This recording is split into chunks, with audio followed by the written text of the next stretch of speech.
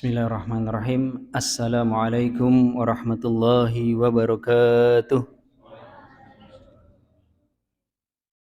Alhamdulillah.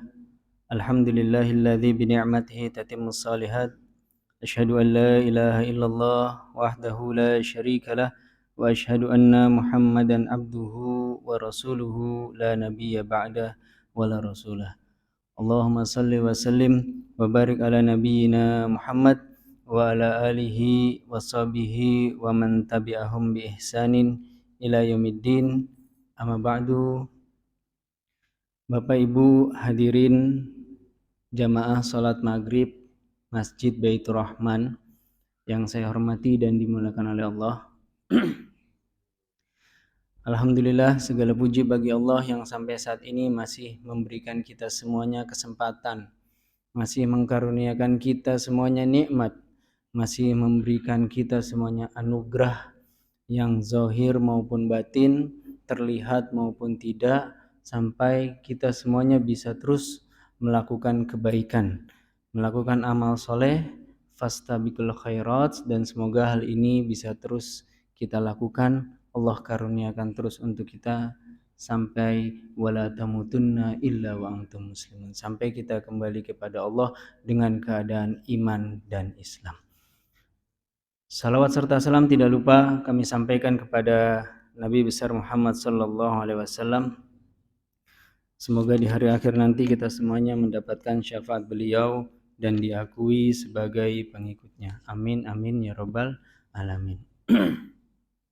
Bapak Ibu yang berbahagia, hari ini insya Allah kita akan membahas beberapa hadis, tepatnya itu 3 hadis. Hadis pertama saya hanya ingin mengulang pertemuan minggu kemarin yang mana menjelaskan mengenai darah itu adalah najis dan yang membuat binatang menjadi bangkai dan najis itu sebabnya adalah darah.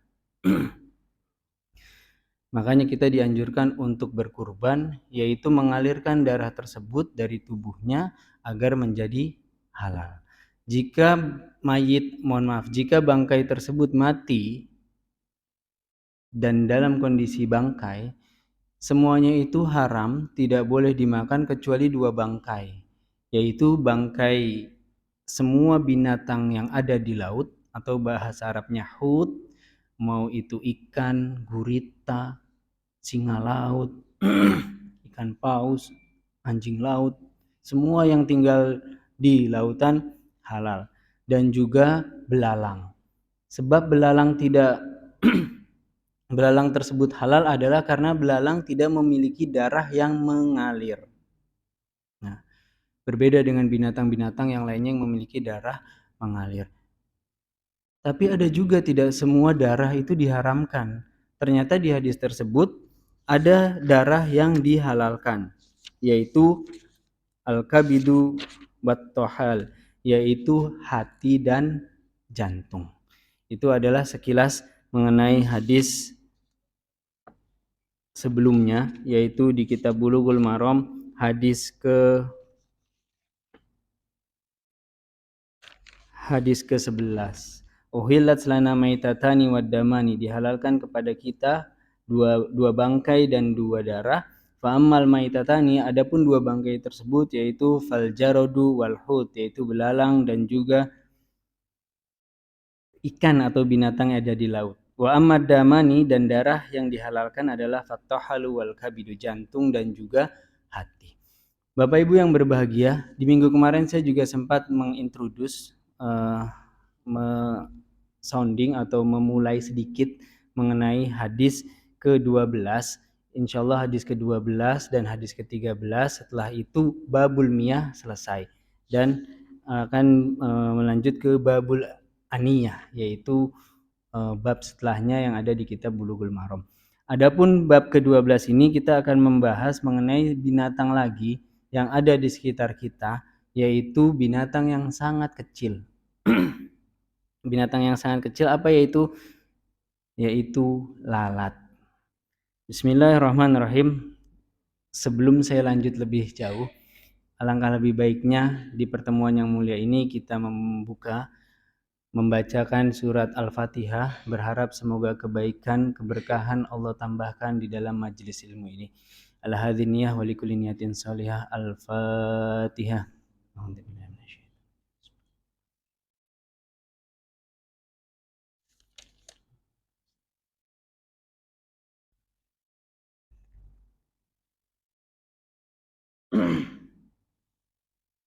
Bismillahirrahmanirrahim. Wa an Abi Hurairah qala.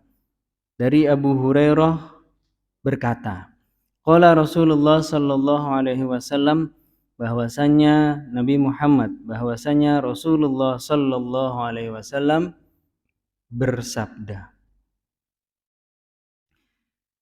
idza waqa'a dzubabu fi syarabi ahadikum falyaghmishu thumma yanzi'hu fa inna fi ahadi janahaihi da'an wa fi fil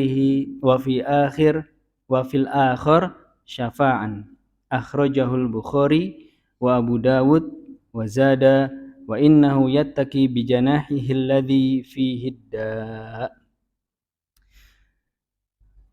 Disampaikan oleh Abu Hurairah, beliau berkata bahwasanya Rasulullah Shallallahu alaihi wasallam bersabda.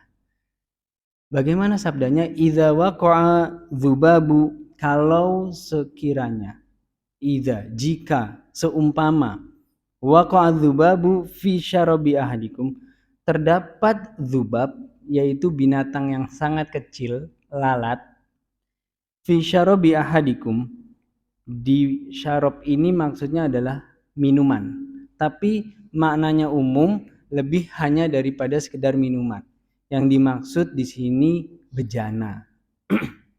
Ya bisa gelas, bisa cangkir, bisa mungkin teko, atau kalau seumpamanya ibu-ibunya masak yaitu mangkuk atau panci atau wajan. Yang jelas kondisinya di sini fi syarabi ahadikum, di tempat tersebut, falyagmishu, hendaknya ditenggelamkan, diceburkan, apa ya, kalau ada lalat tuh di atas air tuh dia nggak bisa terbang lagi tuh, ditenggelamkan ya Pak, ditenggelamkan. Jadi kondisinya itu adalah syarab, makanan atau minuman atau tempat tadi, kondisinya harus cair, tidak bisa padat. Lah terus ada lalat jatuh. Kalau seumpamanya kita belum tahu kira-kira lalatnya diapain, Bu? Atau ketika kita suguhin kopi, teh, terus rumahnya banyak lalat terus nyemplung, apakah kita ganti atau memang layaknya diganti Pak ya? Tapi ini ada ilmunya baru Bu. Ini mungkin agak di luar nalar, tapi secara logik ke ilmiahnya ini sudah dibuktikan. Nah, terus tadi itu air atau makanan yang cair. Nah, ini ada adik-adik nih. Nanti akan Ustadz konklusi, akan Ustadz intisarikan harus seperti apa. Jadi lalatnya itu kan lalat binatang yang terbang, atau dia di darat nempel, bukan seperti halnya binatang yang hidup di atas air atau di bawah air. Karena ada nggak Pak binatang yang hidup di atas air? Kalau saya waktu kecil itu, waktu saya mondok itu suka berenang di sungai dekat pondok, itu suka ada binatang tuh yang kayak laba-laba di atas air ya Pak ya. Itu apa namanya? Hah? Oh iya, anggang-anggang.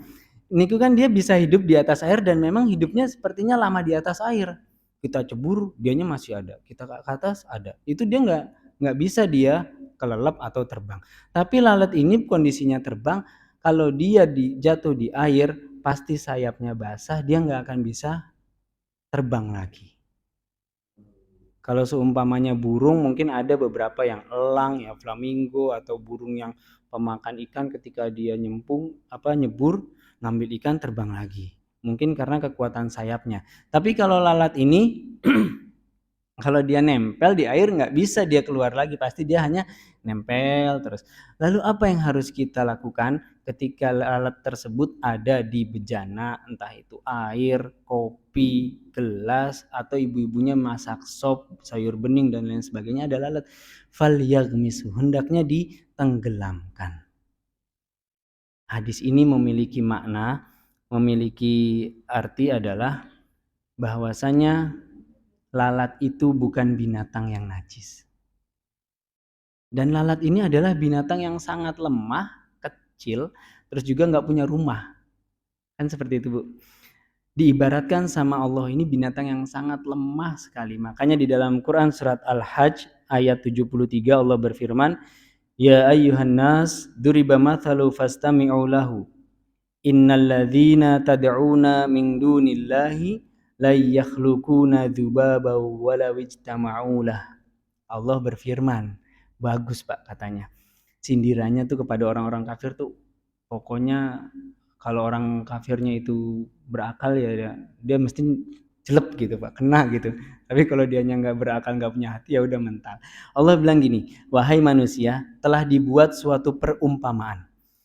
Maka dengarkanlah, sesungguhnya segala yang kamu seru selain Allah tidak dapat menciptakan seekor lalat pun, walaupun mereka bersatu untuk menciptakannya. Di sini membuktikan bahwasanya udah mah lalat binatang yang lemah, terus orang-orang yang nggak beriman sama Allah suruh bikin lalat aja nggak mampu, apalagi suruh bikin surat, surat yang semisal dengan Al-Quran pasti nggak bisa, gitu. Terus dikasih perumpamaan lalat ini binatang yang kalau ada di atas air hendaknya ditenggelamkan. Jadi dan ditenggelamkannya ini kalau di yang cair Bu ya, kalau misalnya dia ada di nasi ya dia nggak mungkin tenggelam, pasti dia terbang lagi. Kalau dia ada di madu seumpamanya madunya terlalu kental nggak bisa dicemplungkan, lebih baik diserok, dibuang madunya. Ini untuk yang sangat cair seperti itu. Kenapa? Oh, setelah itu falyagmisu, hendaknya dicemplungkan atau ditenggelamkan, tapi habis itu diambil lagi. Tsummal yanzihu, kemudian diambil, dibuang lalatnya gitu. Jadi setelah ditenggelamkan diambil. Hikmahnya apa? Mengajari kita bahwasanya lalat itu bukan binatang yang najis. Bayangkan ketika kita hidup bersama sekitar kita kan ada lalat Bu ya. Kalau lalat itu binatang yang najis, mau sholat kena dikit, ya Allah, wudu lagi. Terus kalau seumpamanya masjidnya nggak seperti ini, kan ini enak ya Pak ya, adem, terus wangi, betah saya kalau di masjid sini. Kalau masjid yang lainnya kan kadang panas, terus kadang lengket, banyak lalatnya. Kalau lalat itu najis, gimana mau sholat? Kan gitu. Ternyata lalat ini bukan binatang yang najis, walaupun dia mungkin kotor. Karena tidak semua yang kotor itu najis, tapi semua yang najis pasti kotor. Contoh kalau saya waktu mondok dulu, waktu sekolah di Mesir, itu sering saya sholat zuhur atau sholat asar bareng sama montir-montir. Ketika kita tegur, kok kamu sholatnya pakai nggak ganti baju sih, pakai baju bekas montir benerin mobil gitu. Ini baju bersih kok, orang setiap hari saya cuci. Gitu. Ini memang terlihatnya kotor, tapi nggak ada najisnya. Jadi kalau orang Arab tuh berpikiran seringnya itu di Arab itu mereka paham semua yang kotor itu belum tentu najis, tapi yang najis itu pasti kotor. Jadi ya memang bajunya mungkin ada bekas oli, bekas hitam-hitam, tapi kalau misalnya bersih ya dia lakukan sholat seperti itu. Lalat ini najis, tapi dia kotor, tapi dia tidak najis. Terus kita diperintahkan untuk menenggelamkannya di benda yang cair atau di tempat yang cair tadi. Kondisinya ketika kita mau minum ya Bu ya, untuk mengkonsumsi makan atau minum. Kalau untuk MCK, mandi, cuci atau yang lain sebagainya itu nggak ada masalah. Terus diambil, dibuang. Dan diambil, dibuang ini membuktikan bahwasanya lalat itu tidak najis, tapi nggak boleh dikonsumsi. Seperti itu. Kalau seumpamanya tidak ada tsummal yanzihu, nggak ada perintah ini, mungkin kita bisa konsumsi. Mungkin ya Pak ya. Tapi di sini perintahnya kata Rasul kemudian dibuang. Gitu. Karena ayatnya adalah kulu mimma fil ardi halalan thayyiba. Makanlah apa yang ada di bumi itu yang halal dan juga baik. Yang halal pasti baik, tapi tidak yang semua baik yang halal itu pasti baik ya Pak ya semuanya gitu. Tapi ada juga yang halal tapi nggak baik. Contoh, kalau bagi saya nih Pak, kalau bagi saya itu petis-petisan itu halal kan halal ya Pak ya. Tapi ketika saya makan mesti saya muntah biar. Entah itu saya muntah atau diare atau lain sebagainya, itu saya berkali-kali saya mencoba. Berarti itu kan tidak baik untuk diri saya. Entah itu petis lontong kupang atau yang petis-petisan itu mesti kalau saya konsumsi merugikan diri saya, berarti itu tidak baik. Nah, di sini di hadis selanjutnya, kenapa kita harus kalau ada lalat di bejana tersebut dicemplungin terus diambil? Ilahnya, alasannya adalah fa inna fi ahdi janahaihi da'an. Sesungguhnya di salah satu janahaihi, sayap lalat tersebut, da'an, ada racunnya. Jadi di sayap salah satu sayapnya ada racun, tapi hebatnya, bagusnya itu di sayap lainnya ada penawarnya. Wa fil akhirihi syafa'an, dan di sayap lainnya ada penawarnya. Makanya kita diperintahkan nyemplungin terus diambil. Karena kalau hanya dia hinggap terus langsung kita buang tidak dicemplungin, berarti itu hanya ada penyakitnya aja. Tidak kita cemplungin berarti tidak ada penawarnya. Hadis diriwayatkan dari Bukhari. Bapak Ibu yang saya hormati dan dimuliakan oleh Allah, mungkin agak-agak kok aneh ya kalau baru denger ya. Tapi ini hadis yang saya pelajari waktu saya di pondok kelas 2 kalau nggak salah. Dan ini memang sering saya cobakan Pak. Mungkin setelah ini Bapak Ibu bisa mempraktekannya, tapi nggak yang moro-moro nepuk lalat langsung diceburin gitu. Hanya aja knowledge, pengetahuan untuk kita. Sekiranya ada makanan atau minuman apalagi baru, terus juga masih anget, kan eman bikin rawon satu panci atau soto terus ada lalat satu Pak dibuang semuanya. Tidak seperti itu. Ternyata Rasulullah Shallallahu Alaihi Wasallam mengajari kita untuk seperti itu tadi, lalatnya dicemplungin dulu dan juga diangkat.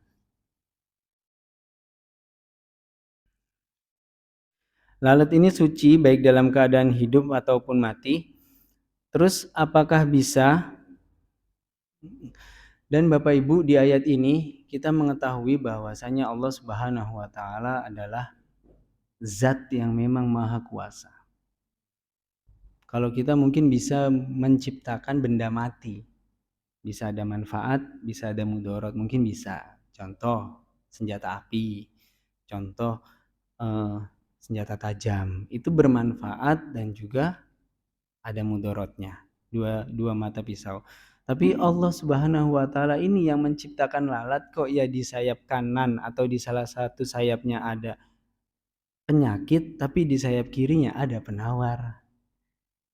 Saya beberapa kali Bu lihat di YouTube itu, saya harus buktikan secara mata saya sendiri juga. Ketika saya lihat di YouTube ternyata di Microsoft benar Pak, yang satu sayap ada bolong-bolongnya, yang satu ada renda-rendanya. Ternyata ya seperti itulah Allah Subhanahu wa taala, yang tidak kasat mata, yang tidak kita ketahui, ternyata itu ada manfaat dan juga mudaratnya. Dan terkadang kita berpikir untuk apa Allah menciptakan lalat? Apa pentingnya? Apa manfaatnya? Bapak Ibu yang saya hormati dan dimuliakan oleh Allah, di dalam Quran surat Al-Baqarah masih di awal itu di baris kedua, innallaha la yastahi, di minggu kemarin juga sudah saya sampaikan, innallaha la yastahi ayyadriba masalam ma ba'udatan fama fawqaha.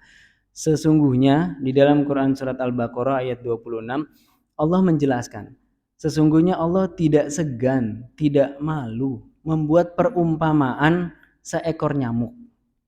Nyamuk sama lalat kan hampir sebanding Pak ya, kecil-kecil, terbang, kadang disebut hama dan lain sebagainya. Fa'ammal ladzina amanu, tapi orang beriman ini mesti enggak berpikir.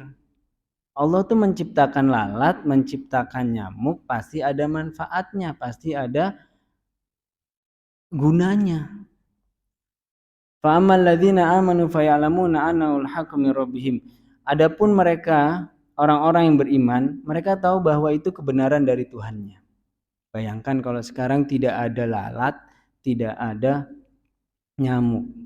Pasti nggak ada pabrik Baygon, Johnson and Johnson, Vape, terus apalagi Hit, Glad dan lain sebagainya. Pasti mereka nggak ada kerjaan, buang nggak ada lalat, nggak ada nyamuk, kan seperti itu.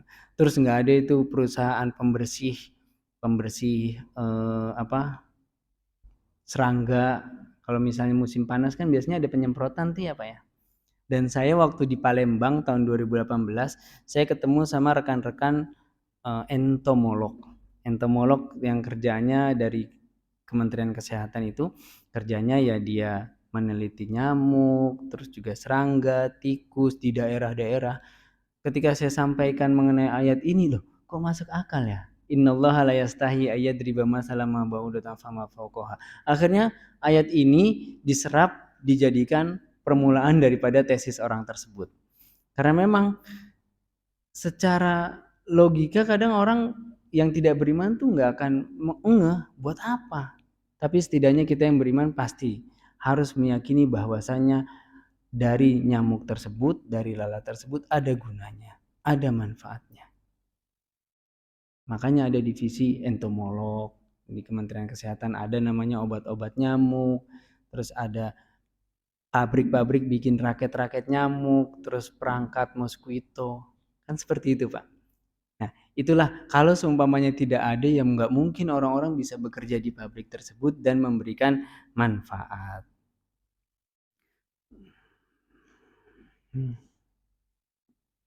Setelah itu tadi sudah saya sampaikan juga, lalat ini haram dimakan, dikonsumsi karena perintahnya ketika sudah dicemplungkan, ditenggelamkan haruslah dikeluarkan. Kenapa Nabi Muhammad SAW mengatakan hendaklah dicelupkan? Untuk memberikan bimbingan kepada kita semuanya, karena Nabi ingin menjelaskan bahwa sesuatu yang berbahaya, yaitu lalat tadi, bisa ditolak dengan sesuatu yang menjadi penawarnya. Kalau misalnya tadi tidak dicemplungkan, berarti lalat tersebut ibu langsung ambil, di situ ada penyakit. Pasti kalau dikonsumsi nanti berdampak kepada kesehatan. Jadi perintah ini menjadi anjuran atau bimbingan semata. Jika seseorang ingin membuang lalat yang jatuh ke dalam bejana, ke dalam gelas, tanpa mencelupkannya, maka kami melarangnya untuk diminum. Tapi kalau seumpamanya sudah dicelupkan, udah dibuang, kira-kira makanan atau minumannya bisa dikonsumsi nggak, Bu? Boleh, halal. Kondisinya hanya saja orang tersebut yang tahu mau apa enggak, masih mau apa enggak, kan gitu Bu ya. Bapaknya lagi ngopi pagi-pagi, wah udah tinggal sedikit kopinya kecelupan lalat, terus dicelupin dibuang, telas udah habis, seakan-akan kan gitu ya Pak ya, dibuang. Ya kita nggak bisa memaksakan orang tersebut ketika ada lalat sudah dicelupkan terus dibuang mau mengkonsumsi apa tidak. Yang jelas perintahnya sudah dikerjakan, seperti itu. Kenapa? Karena apabila lalat telah jatuh ke dalam minuman, maka penyakitnya telah tertinggal di dalamnya dan tidak bisa dihilangkan kecuali dengan mencelupkannya. Tadi sudah ini.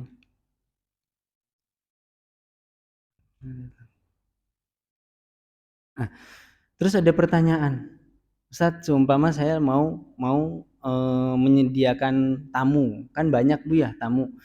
Terus anggap ada takjil sebelum buka puasa. Kan biasanya kalau es buah kan baskomnya besar ya Pak ya.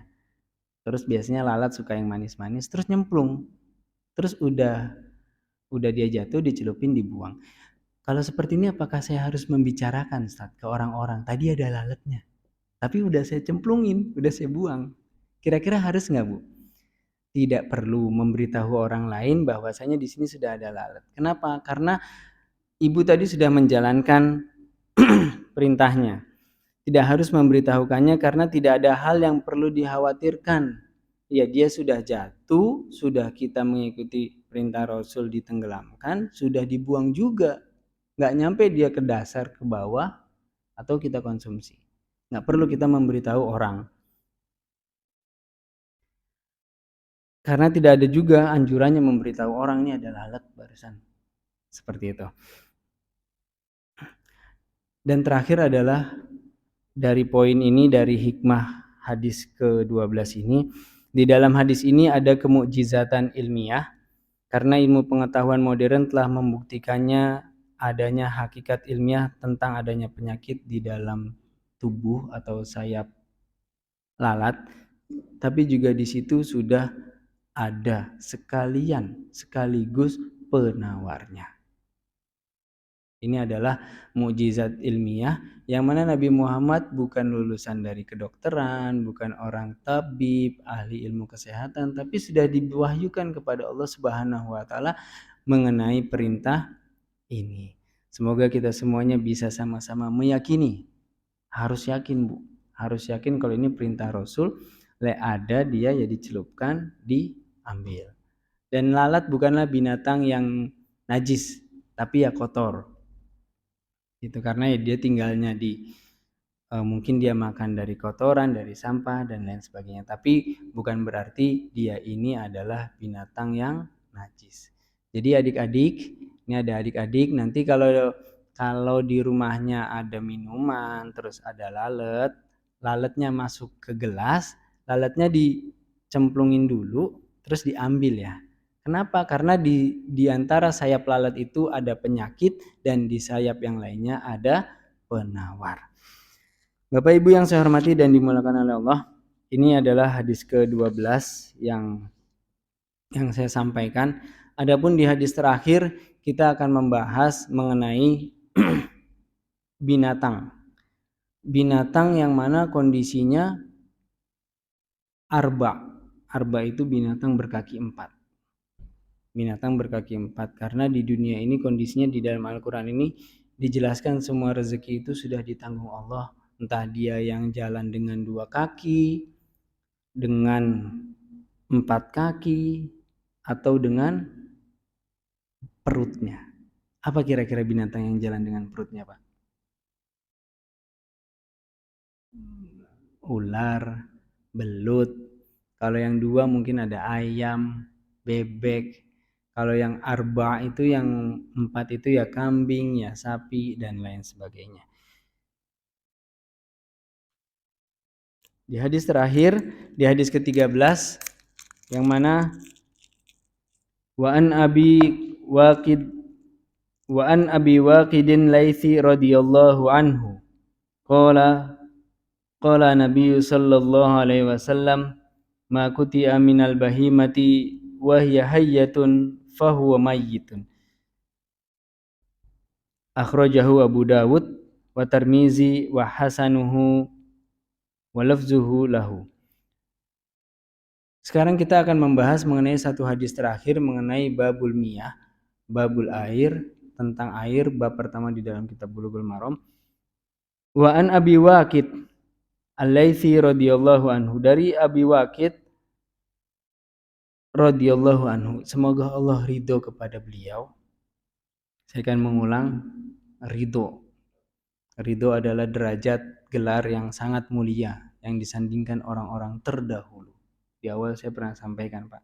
Radhiyallahu anhu, semoga Allah ridho kepadanya. Radhiyallahu anhuma, semoga Allah ridho kepada mereka berdua. Radhiyallahu anha, semoga Allah ridho kepada dia, perempuan satu orang. Gelar yang sangat mulia.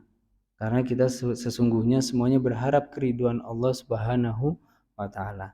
Di dalam Qur'annya, ya ayyatuhan nafsul mutmainnah, wahai jiwa-jiwa yang tenang, irji'i ila rabbiki radiyatan mardiyah. Kembalilah kalian kepada Tuhanmu radiyatan mardiyah. Kamu ridho dan Allah juga ridho. Wadkhuli fi ibadi wadkhuli jannati, dan masuklah ke dalam hambaku dan masuklah ke dalam surgaku. Ini adalah gelar yang sangat mulia, bisa kita capai jika memang selama kehidupan mayoritas amal perbuatan yang kita lakukan adalah positif, kebaikan, bermanfaat untuk yang lainnya. Sampai akhirnya ketika kita wafat, orang-orang bersedih. Ketika kita meninggalkan mereka, orang-orang sedih karena kebaikan juga telah pergi. Seperti itu. Di sini berkata, Nabi sallallahu alaihi wasallam, bahwasanya Nabi Muhammad sallallahu alaihi wasallam bersabda. Bagaimana sabdanya? Ma kuti'a minal bahimati wa hiya hayyatun fahuwa mayyitun. Apa yang terpotong, anggota badan yang terpotong, minal bahimati, dari binatang, wahia mayitun, dan binatang tersebut hidup, dan binatang tersebut masih hidup, fahuwa mayitun, maka potongan badan tersebut menjadi bangkai. Akhrajahu Abu Dawud. Bapak Ibu yang saya hormati dan dimuliakan oleh Allah. Jadi ketika ada binatang, di sini dijelaskan makutia minal bahimati, apa-apa yang terpotong atau anggota badan yang terpotong, minal bahimah. Fil qomus al bahimatu kullu dzatin arba'ah qawaim walau fil ma. Semua binatang yang berkaki 4 yang berdiri. Wa kullu hayyun, dan semuanya hidup tapi dia terpotong kakinya atau ekornya dan binatang itu masih hidup, fahuwa mayyitun, maka potongan yang tadi itu dia menjadi bangkai. Berarti kalau bangkai kira-kira boleh dikonsumsi apa tidak, Pak? Tidak. Haram, halal, kecuali 2 bangkai tadi. Harus kita ingat-ingat, semua yang hidup di laut dan juga belalang.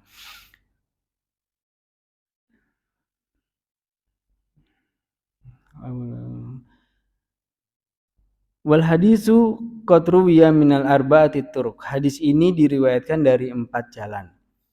Tapi sebabnya bagus ini, Pak. Sebabnya itu, sebab hadis ini menjelaskan kepada kita asbabun nuzul. Nah, kalau di Al-Qur'an ada asbab nuzul, turunnya ayat ini kenapa. Tapi hadis ini memiliki sebab juga.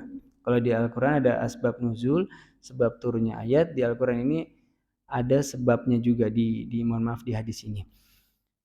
Qadama Rasulullah sallallahu alaihi wasallam. Jadi hadis ini ketika itu Rasulullah sallallahu alaihi wasallam qadama al-Madinata, datang sampai di kota Madinah. Ketika sampai di kota Madinah, wa bihan nas ya'maduna ila al-yati al-ghanam wa asnamatil ibili. Dan ketika itu ada orang-orang di kota Madinah itu yang memotong punuk unta langsung. Untanya masih hidup dipotong. Atau asnamatu ibil, ekor kambing. Katanya sih buat minyak atau apalah, yang jelas dipotong. Akhirnya Rasulullah tahu. Akhirnya Rasulullah berkata, faqala ma qata'a minal bahimati wa hiya hayyatun fahuwa mayyit. Langsung disampaikan sama Rasul, itu yang kamu potong, anggota badan yang kamu potong tadi,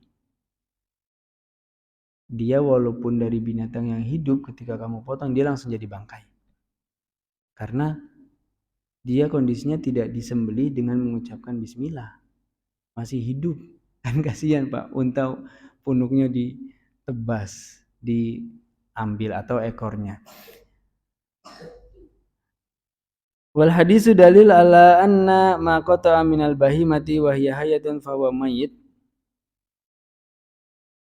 Hadis ini dalil bahwasanya setiap yang dipotong atau dipotong daripada bahima, binatang tersebut, wahiyah hayatun, dan binatang tersebut hidup, fahuwa mayyit, dia menjadi bangkai. Wa sababul hadis dalla ala anna uridu bil bahimati dzatul arba' wa huwa ma'na awwal lidzikrihi al ibil fihi. Maksudnya di sini lebih khusus binatang 4, Bu ya, yaitu sapi, kambing, domba, dan lain sebagainya. Dan hadis ini mengajarkan kita untuk sama-sama mencintai binatang, untuk sama-sama mengkondisikan binatang tersebut agar bisa dimanfaatkan dengan baik. Nggak yang moro-moro langsung ditebas punuknya atau badannya atau kakinya, tapi ada caranya kalau untuk memotong binatang tersebut. Bapak Ibu yang saya hormati dan dimuliakan oleh Allah, ada beberapa poin lagi yang ingin saya sampaikan mengenai hadis ini. Yang pertama adalah ketika kita memiliki ilmu, orang yang berilmu berkewajiban menjelaskan hukum syariat, memberikan penjelasan kepada orang manakala orang-orang melanggar hukum tersebut. Nggak yang moro-moro langsung dimarahin, langsung dihukumin, langsung diperangi, tidak. Tapi sekiranya ada orang yang memang belum mengetahui hukum, hendaknya harus disampaikan seperti halnya Rasul menyampaikan kepada penduduk Madinah terdahulu. Dan juga di hadis ke-8 atau ke-9 saya pernah menyampaikan seseorang yang buang air kecil di masjid, gak yang serta-merta sama Nabi itu dimarahin atau dihukumi, tapi dibiarkan dulu. Sampai akhirnya ketika selesai dinasihati sama Nabi Muhammad. Ini adalah memberikan kita pembelajaran bahwasanya ketika ada sesuatu yang keliru, salah, tidak benar, hendaknya kita memberitahu. Terkadang kan kita berat ya Pak, aduh gak berani. Itu loh orang punya pangkat loh, punya bintang-bintang. Kan terkadang gitu Pak ya. Makanya salah satu jihad yang terbesar adalah berdakwah kepada imam. Bukan imam, berdakwah kepada pemimpin yang zolim. Ini kan berat Pak. Mau memberitahu kepada pemimpin sedangkan dia zolim ya belum juga nyampe ke istananya, belum juga nyampe ke rumahnya. Udah ditahan. Makanya ketika Nabi Musa alaihi salam mau ketemu Fir'aun kan, Nabi Musa kan ini Bu ya, salah satu nabi yang ketika kecil padahal di zaman Nabi Musa itu semua laki-laki nggak boleh hidup. Semua bayi laki-laki harus dibunuh. Tapi ketika Nabi Musa masih kecil kok ya ibunya takut ini anak saya kalau hidup akhirnya dikintirin ke sungai Nil dengan kepasrahan dan ketawakalan kepada Allah Subhanahu wa taala. Pasrah daripada nanti hidup sama saya, nanti malah besar dibunuh sama Firaun. Segitu pasrahnya orang tua kepada anaknya. Apalagi kita di zaman modern harus pasrah kalau anaknya masuk pondok. Anaknya jauh dari kita menuntut ilmu. Walaupun berat Bu ya, kadang kan ibunya, bapaknya melepaskan anak mau mondok itu jauh tuh berat. Tapi yakinlah ketika kita melepasnya untuk kebaikan, Allah yang akan menjaga. Ketika Nabi Musa itu besar, Nabi Musa kan ingin bertemu dengan Fir'aun, menyampaikan sesuatu yang benar, menyampaikan bahwasanya tiada Tuhan selain Allah. Deg-degan Bu, gemeter. Nanti ada buzzer atau ada pengawalnya dan lain sebagainya. Kan ngeri juga Pak ya. Wong Instagram kita aja di blok aja atau di notice, jangan macem-macem. Oh, deg-degan juga ini. Oh, Nabi Musa datang sambil berdoa, Robbi syrahli sodri wa yassirli amri wahlul 'uqdatam min lisani yafqahu qauli. Robbi syrahli sodri, ya Allah lapangkanlah dadaku. Wa yassirli amri, dan mudahkanlah urusanku. Wahlul 'uqdatam min lisani yafqahu qauli, dan ringankan lidahku, semoga orang-orang bisa memahami apa yang aku sampaikan. Nah, itulah yang diajarkan Nabi Muhammad kepada kita umatnya. Makanya ketika kita mengetahui ada sesuatu yang keliru, hendaknya kita menyampaikan. Ya walaupun kadar keberaniannya kadang sedikit-sedikit atau bagaimana, setidaknya kita yang penting terbebani udah menyampaikan aja. Kan gitu. Makanya di sini Nabi Muhammad menyampaikan kepada penduduk, apa yang barusan kamu kerjakan makoto aminal bahimati wahya hayatun fahuwa mayitun. Baru dikasih tahu, setelah itu nggak boleh lagi motong binatang dengan kondisi tersebut, entah bagaimanapun alasannya. Terus bagian anggota badan yang dipotong dari binatang yang masih hidup sama hukumnya dengan bangkai, tidak boleh dikonsumsi, tidak boleh dimakan. Beda halnya kalau kita dalam kondisi darurat di gunung dan lain sebagainya, hukumnya bisa berubah sesuai waktu dan kondisi tersebut. Terus juga Beda halnya dengan bangkai ikan, tadi sudah saya ulang. Terus pertanyaannya, terus Ustaz boleh nggak memotong sesuatu binatang? Boleh tidak memotong sesuatu dari binatang yang masih hidup atau tidak?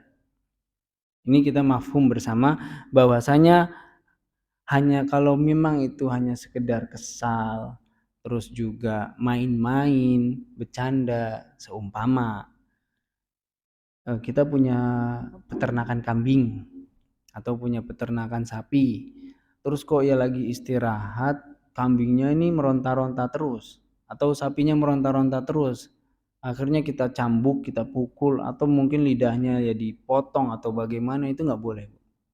Atau seumpamanya keledai, keledai ini kan digambarkan di Al-Quran kan sebagai binatang yang suaranya paling buruk ya Bu ya. Inna ankarul aswati la sautil hamir, bahwasanya binatang kaget saya, bahwasanya binatang yang paling suaranya paling jelek itu adalah suara keledai. Saya lanjut sebentar ya Pak. Nah, keledai itu memang binatang yang kalau mohon maaf itu, entah itu dia, kalau manusia mungkin mohon maaf ya Bu, itu orgasme itu nggak bagus suaranya. Di Mesir itu sering kita tinggal di lantai 2 di bawahnya buat kandang tuh, kalau kalau dia meronta-ronta itu suaranya nggak buruk dan itu disinyalir seperti halnya anjing menggonggong. Berarti dia sedang melihat setan. Makanya kita meminta perlindungan kepada Allah. A'udzubillahi minasyaitonirrajim, atau a'udzubikalimatillahi tammati min syarri ma khalaq, atau bismillahilladzi la yadurru ma ismihi syai'un fil ardi wala fis samai wa huwas samiul alim. Itu keledai seperti itu, Bu. Nah, kalau seumpamanya hanya untuk binatang tersebut berisik, meronta-ronta, kita cambuk, kita sakiti, kita gunting, atau kita potong telinganya, itu nggak boleh. Karena itu menyakitkan. Mungkin itu saja yang bisa saya sampaikan. Semoga menjadi manfaat, kebaikan untuk kita semuanya. Jika ada yang baik itu datangnya dari saya, jika ada yang baik itu datangnya dari Allah, jika ada yang keliru, salah atau khilaf itu datangnya dari diri saya pribadi selaku manusia yang lemah. Itu saja yang bisa saya sampaikan, kurang lebihnya mohon maaf. Kita tutup dengan membaca Alhamdulillahirabbil alamin. Langsung ya Pak. Kita tutup dengan doa kafaratul majlis. Subhanakallahumma wa bihamdika asyhadu an la ilaha illa anta astaghfiruka wa atubu ilaik. Assalamualaikum warahmatullahi wabarakatuh.